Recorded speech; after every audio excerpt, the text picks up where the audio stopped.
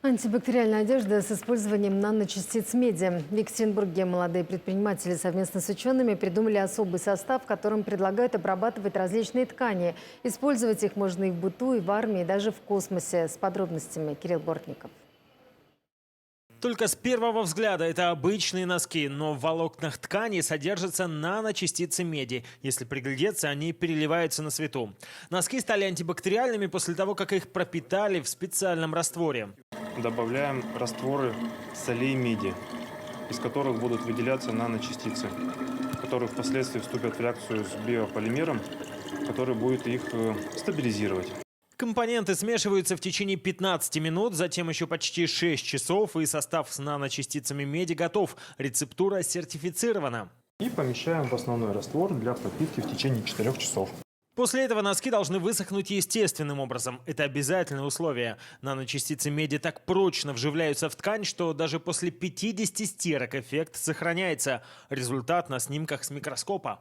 Готовый состав, в котором можно пропитать абсолютно любую ткань, чтобы достичь антибактериального эффекта, сохраняет свои свойства в течение недели. Но совместно с учеными УРАРАН этот же состав усовершенствовали до формы геля. И в таком виде он сохраняет свои свойства уже не меньше месяца. Это позволит отправлять концентрат на швейные предприятия, чтобы они, добавив еще один этап в технологическую цепочку, замачивания в медном растворе, могли бы выпускать антибактериальную одежду. Запросы такие уже есть. Ноу-хау заинтересовались даже космонавты. Пообщались с Роскосмосом, который назвал свою проблему большого количества одежды, которую они в космос вместе с космонавтами отправляют. Мы же предлагаем за счет своей спортивной одежды снизить количество этих вещей, соответственно, освободить полезный вес. Военные уже готовятся к испытаниям в полевых условиях. Своеобразный тест-драйв медным носкам устроили сами разработчики. Пахнет совершенно новым носком.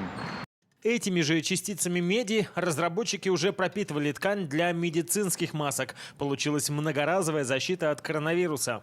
Ткань сама не поменяет свои физические характеристики, она будет также пропускать воздух, но будет еще фильтровать различные инфекции и вирусы.